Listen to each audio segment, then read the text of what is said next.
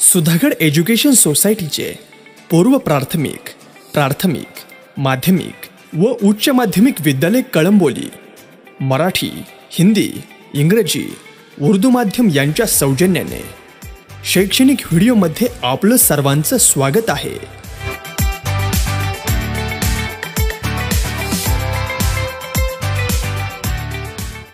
नमस्कार विद्यार्थी मित्रांनो, आपण मागच्या वर्षी भूगोलामधली पहिली ब्रांच जिला प्राकृतिक भूगोल आपण म्हणतो त्या प्राकृतिक भूगोलाची मूलतत्वे आपण बघितली।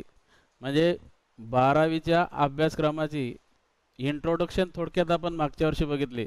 त्यामुळे आपल्याला पृथ्वीचा जन्म कधी झाला किंवा जगाला आजची स्थिती कशी प्राप्त झाली हे ज्ञात आहे। यावर्षी आपण 12वीचा जागतिक मानवी भूगोल ही या दुसऱ्या ब्रांचचा तात्विक स्वरूपाचा अभ्यास करणार आहोत। तत्पूर्वी पृथ्वीचा जन्म झाल्यानंतर साधारणपणे ज्या ज्या लोकांनी पृथ्वीचे भ्रमण केले त्यावेळेस त्यांना ज्या ज्या गोष्टी दिसल्या त्या गोष्टींचं लिखाण त्यांनी केलं किंवा त्या गोष्टी त्यांनी लिहून ठेवल्या आणि त्यानुसार त्यांनी म्हटलं की संपूर्ण पृथ्वीचं वर्णन करणे म्हणजे भूगोल अशी संकल्पना रूढ झाली। हे प्रामुख्याने भूगोल हा ग्रीक वर्ड आहे, ग्रीक भाषेतला शब्द आहे।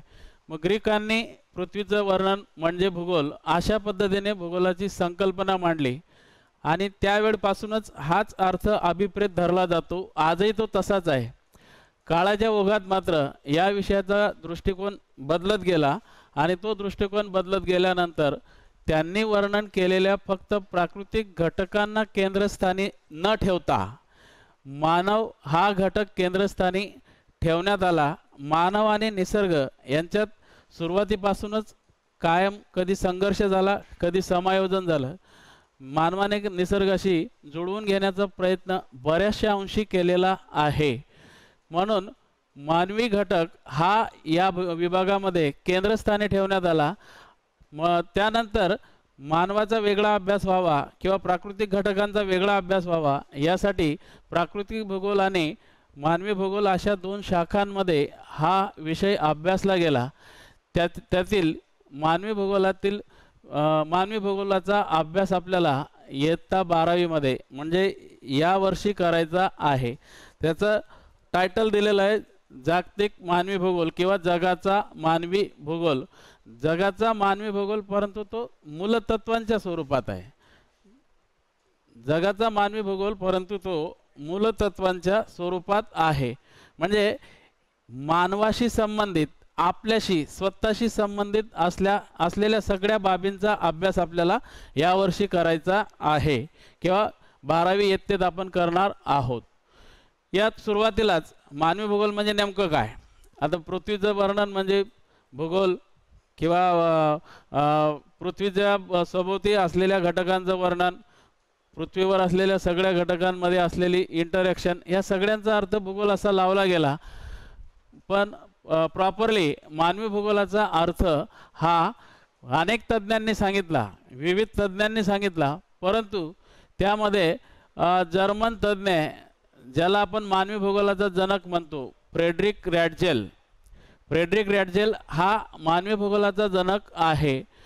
त्यानंतर मानवी भूगोलामध्ये मानवाशी संबंधित असलेल्या विविध प्रकारच्या गोष्टी त्याने समाविष्ट केल्यात। याच गोष्टी मानव आणि त्याच्या सभोवती असलेलं पर्यावरण यात होणारी जी आंतरक्रिया आहे या आंतरक्रियांचा त्याने समावेश केला।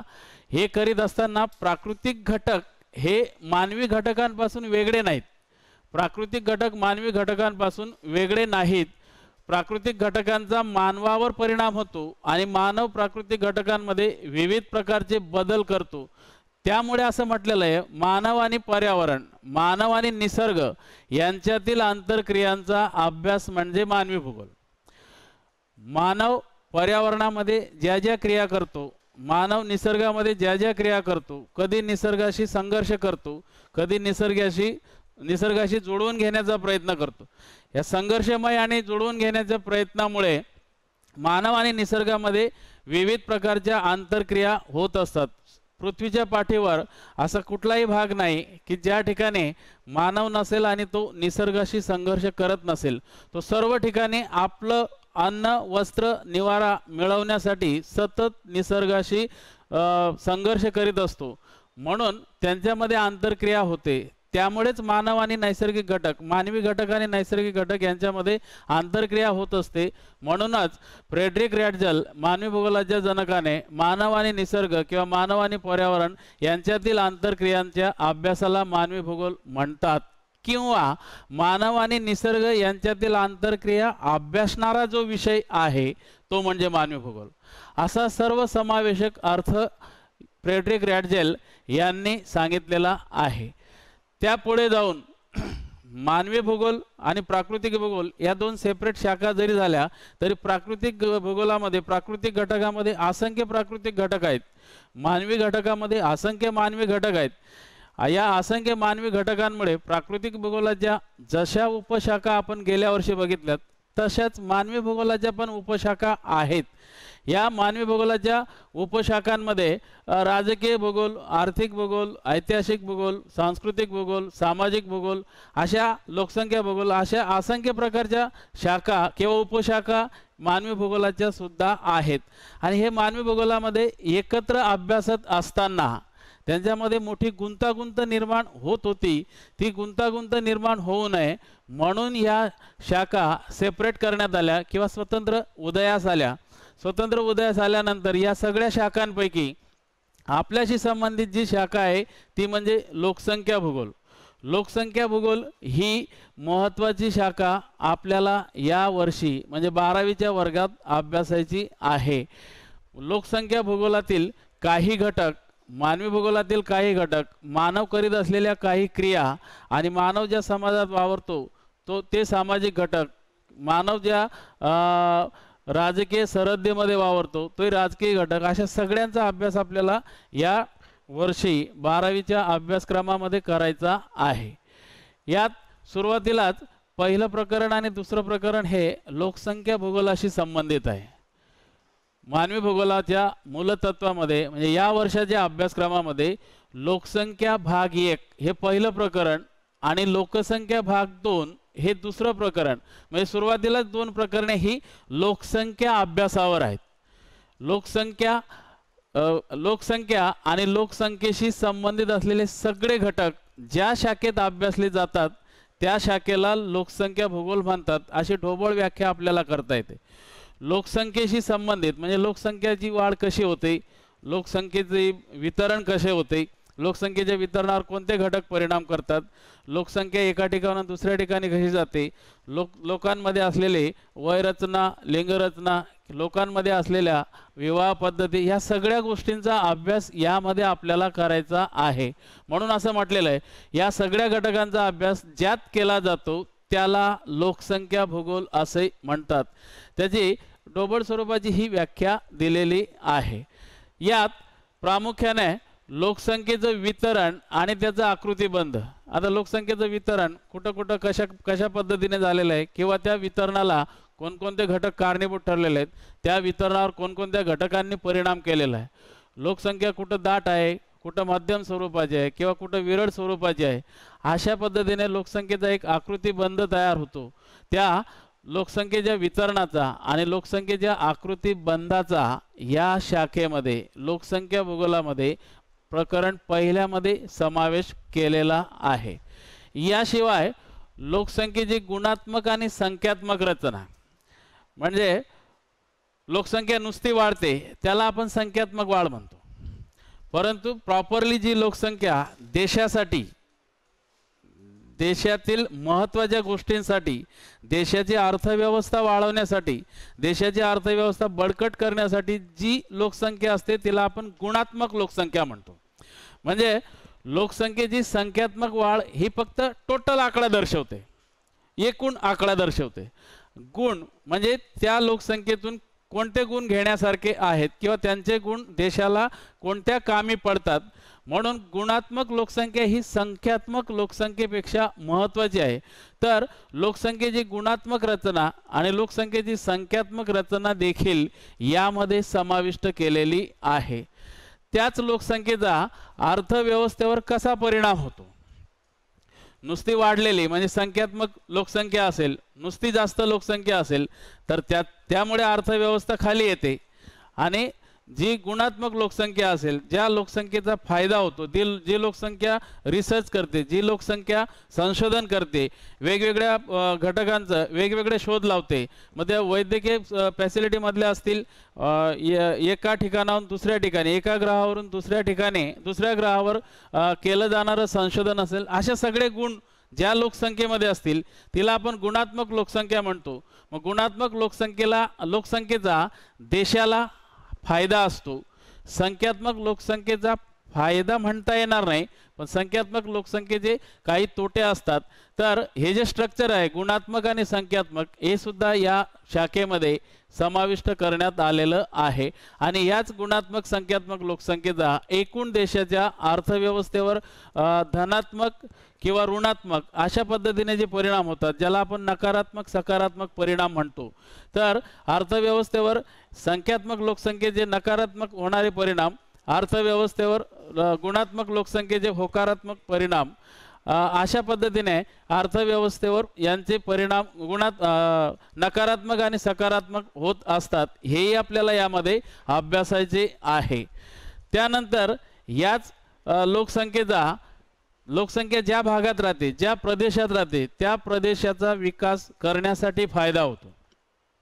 प्रामुख्याने गुणात्मक लोकसंख्या असेल तर प्रदेशाचा विकास होतो, नुसती संख्यात्मक असेल तर प्रदेश ओस पडतात। गुणात्मक लोकसंख्या त्या प्रदेशासाठी फायद्याची असते, संख्यात्मक लोकसंख्या त्या प्रदेशासाठी तोट्याची असते। म्हणून गुणात्मक संख्येमुळे प्रदेशाचा विकास हा मोठ्या प्रमाणावर होत असतो। मग प्रदेशाचा विकास हा सुद्धा गुणात्मक लोकसंख्येवर संख्यात्मक लोकसंख्येवर अवलंबून आहे। एवढे अभ्यासाचे मुद्दे आपल्याला यामध्ये करायचा आहे। याच गुणात्मक लोकसंख्येला प्रामुख्याने संसाधन किंवा संपत्ती म्हटले जाते। म्हणजे मानव किंवा लोकसंख्या ही राहत असलेल्या देशासाठी संपत्ती ठरली असेल तर ती गुणात्मक लोकसंख्या, ती सकारात्मक परिणाम देते। आणि लोकसंख्या नुसती संख्यात्मक असेल तर तिला संपत्ती म्हटलं जात नाही। संपत्ती म्हणजे काय? संसाधन। मानव हे एक संसाधन आहे। ज्या देशांमध्ये ही गुणात्मक लोकसंख्या जास्त, त्यांचा विकास जास्त होतो, त्या देशात ती लोकसंख्या एक संसाधन म्हणून काम करते किंवा संसाधन ठरत असते। ज्या देशात संख्यात्मक लोकसंख्या नुसती वाढलेली आहे तिला संपत्ती म्हणत नाही, संसाधन म्हणत नाही, तर ती त्या देशासाठी नकारात्मक स्वरूपाची एक आपत्तीजनक लोकसंख्या ठरवली जाते। एवढ्या मुद्द्यांचा अभ्यास आपल्याला या पहिल्या पाठामध्ये करायचा आहे। यात पहिल्याच पाठामध्ये किंवा पहिल्याच प्रकरणामध्ये एक डिवायडेड सर्कलनुसार, ज्याला आपण विभाजित वर्तुळ म्हणतो, या विभाजित वर्तुळानुसार डायग्राम दिलेले आहेत। तुलनात्मक त्यांचा अभ्यास या ठिकाणी केलेला आहे। एका डायग्राम मध्ये खंडाची किंवा जमिनीची भूमीची टक्केवारी दिलेली आहे, दुसऱ्या डायग्राम मध्ये त्याच भूमीवर राहत असलेल्या लोकसंख्येच्या वितरणाची टक्केवारी दिलेली आहे। एका विभाजित वर्तुळात खंड त्याची टक्केवारी, दुसऱ्या विभाजित वर्तुळामध्ये लोकसंख्येचं डिस्ट्रीब्युशन, लोकसंख्येचं वितरण, त्याची टक्केवारी असं दिलेलं आहे। म्हणजे इथल्या इथं आपल्याला यामध्ये तुलना करता येते। आता पहिली जी डायग्राम आहे, खंडांतर्गत भूमीची टक्केवारी म्हणजे पृथ्वीवर असलेल्या जमिनीची, भूखंडांची टक्केवारी, त्यात विविध प्रकारच्या रंगछटा वापरलेल्या आहेत। या रंगछटांनुसार या ठिकाणी प्रत्येक खंडाला त्याच रंगछटेनुसार इंडेक्स पण दिलेली आहे। हा जो रंग दर्शवतो तो आफ्रिका खंडाचा आहे। त्यानंतर हा जो रंग दर्शवलेला आहे तो अँटार्क्टिका खंडासाठी आहे, हा आशिया खंडासाठी आहे, हा उत्तर अमेरिका, हा दक्षिण अमेरिका, युरोप आणि ऑस्ट्रेलिया, अशा पद्धतीने रंगछटा पद्धती यामध्ये वापरलेली आहे। यानुसार त्या रंगाच्या खंडामध्ये खंडाच्या वाट्याला किती प्रमाणात जमीन आलेली आहे त्याची टक्केवारी दिलेली आहे। ती टक्केवारी आता पहिला आफ्रिका खंड हा जो रंग आहे, या रंगामध्ये 20.40% असं काहीतरी दिलेलं आहे. अँटार्क्टिकासाठी हा रंग वापरलेला आहे ते काहीतरी 9.20% म्हणजे 9% साधारणपणे. आशिया खंड 29.20% म्हणजे 29% साधारणपणे. तसंच उत्तर अमेरिकेसाठी 16.50 म्हणजे 17% काहीतरी आहे. दक्षिण अमेरिकेसाठी 12% भूमी आहे. युरोपासाठी 6.80 म्हणजे जवळपास 7% आणि ऑस्ट्रेलियासाठी 5.50 म्हणजे जवळपास 6%. म्हणजे अशा पद्धतीचं हे भूमीचं डिस्ट्रीब्युशन दिलं आहे. भूमी ही खंडांतर्गत भूमी ही अशा पर्सेंटेजमध्ये त्या खंडाच्या वाट्याला आलेली आहे. याच खंडामध्ये याच भूखंडावर दुसऱ्या डायग्राममध्ये लोकसंख्या वितरणाची टक्केवारी म्हणजे या खंड भागात लोकसंख्येची टक्केवारी कशी आहे किंवा कोणत्या खंडात किती टक्के लोकसंख्या राहते यात तशाच पद्धतीने रंगछटा रंग पद्धती वापरलेले.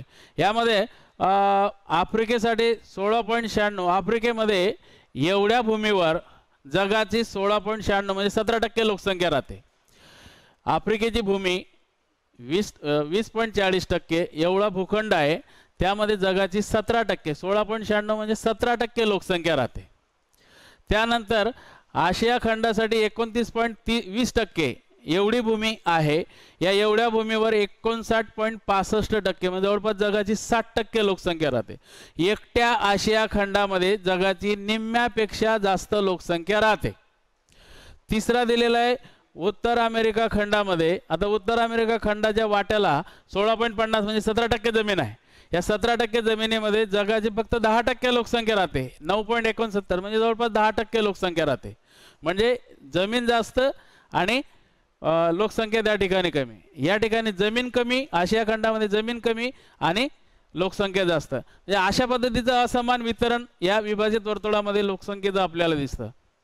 त्यानंतर दक्षिण अमेरिकेला 12% जमीन आहे आणि लोकसंख्या फक्त जगाची 8.40% म्हणजे 8% लोकसंख्या राहते. त्यानंतर युरोपासाठी 7% जमीन आहे आणि युरोपमध्ये जगाची फक्त 4.75 म्हणजे 5%. फक्त 5% लोक युरोप खंडामध्ये राहतात. ऑस्ट्रेलिया खंडासाठी 5.19 म्हणजे 6% जमीन आहे. या 6% जमिनीवर जगाची फक्त 0.5% लोकसंख्या राहते. हा जो पिवळा रंग दिलेला आहे हा इकडं भूमी ऑस्ट्रेलियाची आणि इकडं लोकसंख्या म्हणजे या 5.90 6% ऑस्ट्रेलियाच्या जमिनीवर जगाची 0.55% म्हणजे फक्त 0.5% लोकसंख्या राहते. जगाची जी 7.7 अब्ज लोकसंख्या आहे त्याला 100% मानलं तर त्याची फक्त 0.5% लोकसंख्या ऑस्ट्रेलिया खंडात राहत असते. म्हणजे रंग पद्धती वापरून विभाजित वर्तुळामध्ये भूखंड आणि लोकसंख्येचं वितरण हे आपल्याला अशा पद्धतीने या ठिकाणी असमान स्वरूपात सांगता येते. यामध्ये अँटार्क्टिका खंडासाठी भूमी तर लाभलेलं आहे पण इकडे अँटार्क्टिका खंड दिलेला नाही. म्हणजे अँटार्क्टिका खंडावर लोक राहत नाही, लोकसंख्या नाही. थोडक्यात अँटार्क्टिका खंडात लोकसंख्या राहत नाही. याच दोन डायग्रामच्या आधारे या ठिकाणी काही प्रश्न दिलेले आहेत. वरील आकृतींचा अभ्यास करून खालील प्रश्नांची उत्तरे. पहिला प्रश्न दिलेला कोणत्या खंडात लोकसंख्या सर्वात कमी. डायग्रामवर बघून आपल्याला सहज सांगता येतं की या ठिकाणी ऑस्ट्रेलिया खंडामध्ये फक्त 0.5% जगाची लोकसंख्या राहते. म्हणजे ऑस्ट्रेलिया खंड हे याचं पहिलं उत्तर असेल. पहिल्या प्रश्नाचं उत्तर असेल ऑस्ट्रेलिया खंडात लोकसंख्या सर्वात कमी आहे. दुसरं भूमी आणि लोकसंख्या दोन्हींच्या बाबतीत सर्वात कमी असलेला खंड कोणता. जमीनही कमी आणि त्या ठिकाणी राहणारी लोकसंख्या देखील कमी, तो पण ऑस्ट्रेलिया येणार. इथं पण ऑस्ट्रेलियाच्या वाट्याला 5.9 म्हणजे 6% जमीन फक्त आहे. म्हणजे 6%पेक्षा कमी जमीन कुठल्याही खंडाची नाही. त्यानंतर ऑस्ट्रेलियापेक्षा कमी लोकसंख्या कुठल्याही खंडावर नाही. म्हणजे दुसऱ्याचं उत्तर देखील आपल्याला ऑस्ट्रेलिया हेच सांगता येईल. भूमी आणि लोकसंख्येची टक्केवारी जास्त असलेला खंड कोणता. आता या ठिकाणी सर्वात जास्त भूमीची टक्केवारी असलेला खंड आहे आशिया. आणि सर्वात जास्त म्हणजे जगाची निम्म्यापेक्षा जास्त लोकसंख्या राहत असलेला खंड देखील आहे आशिया. म्हणजे तिसऱ्या प्रश्नाचं उत्तर आपल्याला सांगता येईल आशिया खंड. जमीन आणि लोकसंख्या दोन्ही जास्त असलेला खंड म्हणजे आशिया खंड. त्यानंतर हे मी अगोदर सांगितलं कोणत्या आकृतीत खंड कमी आहे त्याचं कारण काय असावं. कारण या डायग्राममध्ये अंटार्क्टिका खंड दिले, त्याला भूमी तर लाभलेली आहे परंतु तिथं लोकसंख्या नाही, तिथं लोकसंख्या नाही. म्हणजे चौथ्या प्रश्नाचं उत्तर असेल अंटार्क्टिका आणि तिथं लोकसंख्या राहत नाही, तो बर्फाळ प्रदेश आहे, 0% कमी असं म्हटलेलं आहे.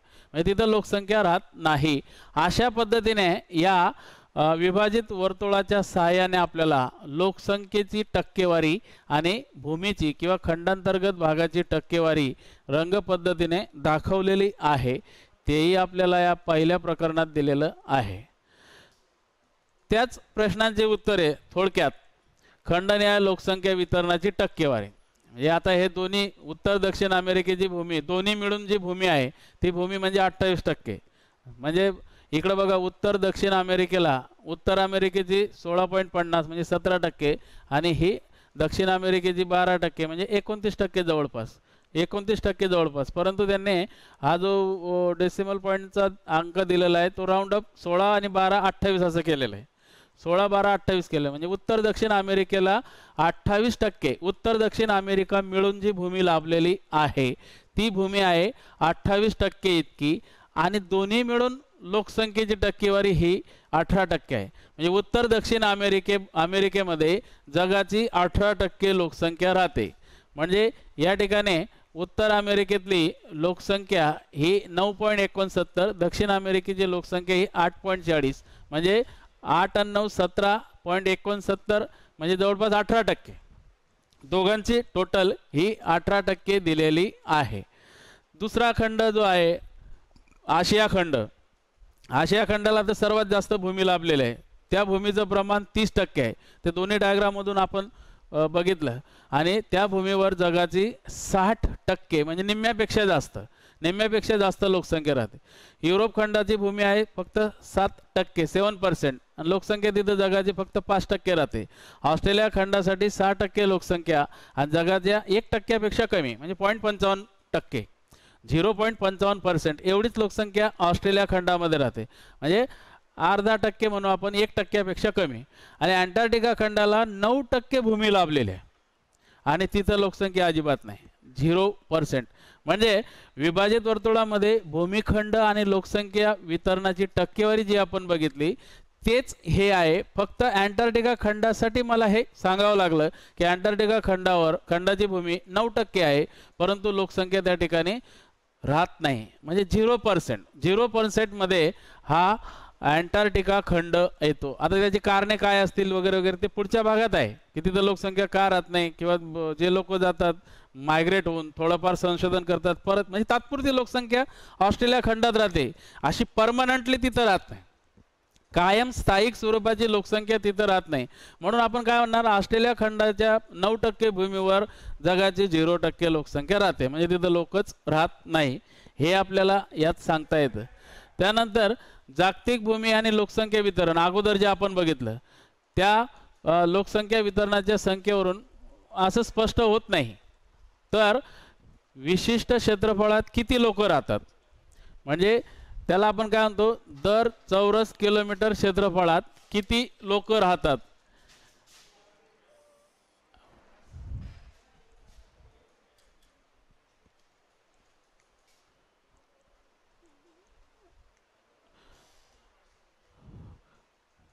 विशिष्ट क्षेत्रफळात एखाद्या भागामध्ये किती टक्के लोक राहतात त्यावरून त्या समजते. म्हणजे लोकसंख्येचं वितरण आणि जागतिक भूमीचं वितरण हे समजण्यासाठी विशिष्ट क्षेत्रफळामध्ये किती लोक राहतात यालाच लोकसंख्येची घनता असं म्हटलं जातं.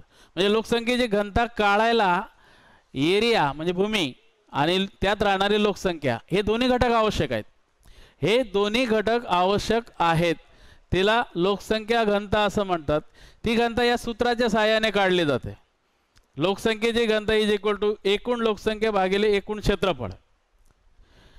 म्हणजे एकूण लोकसंख्या एकूण क्षेत्रफळ आपण जनरली असं म्हणतो दर चौरस किलोमीटरला राहत असलेली लोकसंख्या, दर चौरस किलोमीटरला राहत असलेली लोकसंख्या. म्हणजे ते त्या एरियाचं, त्या भूमीचं क्षेत्रफळ आणि त्या क्षेत्रफळात राहणारी लोकसंख्या, त्या क्षेत्रफळात असलेली एकूण लोकसंख्या, या सूत्राच्या सहाय्याने लोकसंख्येची घनता काढली जाते आणि यानुसार समजते कुठं लोकसंख्या जास्त आहे. जसं आपण बघितलं, आशिया खंडाला लाभलेली भूमी फक्त 30%, तिथं लोकसंख्या राहते 60%. म्हणजे कमी जमिनीवर जास्त लोकसंख्या, कमी जमिनीवर जास्त लोकसंख्या. अशा पद्धतीने दर चौरस किलोमीटर क्षेत्रफळाच्या सहाय्याने एकूण लोकसंख्येची घनता काढता येते. हे सूत्र त्यासाठी वापरले जाते. आता यामध्ये 2 मॅप दिलेले आहेत, त्यातही रंगछटा वापरलेल्या आहेत. एक मॅप आहे फिजिकल फॅक्टरचा, दुसरा आहे डॉट मेथडचा. म्हणजे इथं टिंब पद्धत वापरलेली आहे आणि इथं रंग पद्धत वापरलेली आहे. याचं तुलनात्मक आकलन थोडक्यात, म्हणजे आपण जसं म्हणतो, यामुळे, या नकाशांमुळे विद्यार्थ्यांना थोडी खंडांची देखील माहिती मिळते. उत्तर अमेरिका, दक्षिण अमेरिका, युरोप, आफ्रिका, आशिया आणि ऑस्ट्रेलिया, हा खाली असलेला अँटार्क्टिका. आता हे जे डार्क रंग, डार्क डॉट म्हणजे जवळजवळ आलेले आहेत, याचा अर्थ या ठिकाणी लोकसंख्या दाट आहे. म्हणजे हा भाग जो आहे दाट लोकसंख्येचा, दाट लोकसंख्येच्या भागामध्ये फिजिओग्राफी कशी असणार, मैदानी स्वरूपाची असणार. इथं दाट लोकसंख्या राहते, या विभागात दाट लोकसंख्या राहते. म्हणजे मैदानी किंवा विविध नद्यांनी, विविध नदी प्रणाल्यांनी तयार केलेलं मैदान, त्या सुपीक मैदानी प्रदेशामध्ये लोकांसाठी विविध प्रकारचे नैसर्गिक घटक पोषक असतात आणि त्या नैसर्गिक घटकांच्या पोषकतेमुळे लोकसंख्या दाट होते. म्हणून एका नकाशामध्ये जे डॉट दाखवलेले आहेत, याचा अर्थ लोकसंख्या त्या त्या भागात दाट आहे. जिथं थोडेसे विरळ आहेत तिथं जनरली प्राकृतिक दृष्टिकोनातून तिथं पठारी भाग आहे. पठारी भागामध्ये म्हणजे त्या त्या खंडाचे, त्या त्या देशाचे पठार त्याला कारणीभूत ठरलेत. पठारी प्रदेशातली जी परिस्थिती आहे ती त्याला कारणीभूत ठरते. आणि जिथं लोकसंख्याच नाही किंवा एकदम विरळ आहे, असे जे घटक आहेत हे टोपोग्राफीनुसार, फिजिओग्राफीनुसार पर्वतीय प्रदेश आहेत. पर्वतीय प्रदेश असतील, बर्फाळ प्रदेश असतील, हा विषुववृत्तीय प्रदेश असेल, इकडं अँटार्क्टिका खंडाचा प्रदेश असेल, इकडं ध्रुवीय प्रदेश, दोन्ही ध्रुवावर. अशा पद्धतीने प्राकृतिक घटक या लोकसंख्येच्या जास्त किंवा कमी, जास्त किंवा विरळ किंवा जास्त कमी करण्यास, म्हणजे असमान वितरणास थोडक्यात कारणीभूत ठरतात. हे आपल्याला नकाशावरून दर्शवता येते किंवा सांगता येते. जागतिक लोकसंख्या वितरणाचा आकृतीबंध प्राकृतिक रचनेशी, म्हणजे जसं नकाशामध्ये जी तुलना केली, ती तुलना केल्यास हे 2-4 मुद्दे लक्षात येतात. जागतिक लोकसंख्या वितरणाचा आकृतीबंध, याची प्राकृतिक रचना, लोकसंख्या वितरण आणि प्राकृतिक रचना यांच्या तुलनेनुसार हे 2-4 मुद्दे लक्षात येतात. पहिला मुद्दा दिलेला आहे, बर्फाळलेली जमीन असेल तर त्या ठिकाणी खूप कमी लोकसंख्या राहते. म्हणजे पृथ्वीच्या दोन्ही ध्रुवाजवळ, पृथ्वीच्या दोन्ही ध्रुवाजवळ, उत्तर ध्रुव आणि दक्षिण ध्रुव, उत्तर ध्रुव आणि दक्षिण ध्रुव दोन्ही ध्रुवाजवळ जगाची लोकसंख्या खूप कमी राहते. हा पहिला मुद्दा लक्षात येतो. दुसरं, जगातल्या ज्या ज्या भूखंडावर वाळवंट निर्माण झालेले आहेत, त्या वाळवंटी प्रदेशातही मानवाला पोषक घटक नसतात किंवा कमी प्रमाणात असतात. म्हणून वाळवंटी प्रदेशात देखील खूप कमी प्रमाणात लोकसंख्या राहताना दिसते. तिसरा भाग दिलेला आहे, पर्वतीय प्रदेशात विविध प्रकारचे नैसर्गिक घटक जे असतात ते मानवाला अपकारक असतात, मानवाला पोषक नसतात. म्हणून पर्वतीय प्रदेशात देखील खूप कमी लोकसंख्या आढळते, खूप कमी लोकसंख्या राहते. त्या व्यतिरिक्त मैदानी आणि किनारी भागात मात्र लोकसंख्या जास्त राहते. याच्या तुलनेनुसार लोकसंख्येचं वितरण आणि प्राकृतिक घटक, म्हणजे हा मैदानी भाग, किनारी भाग हे प्राकृतिक घटक. इथं पर्वत, वाळवंट, बर्फाच्छादित प्रदेश हे या ठिकाणी प्राकृतिक घटक आहेत.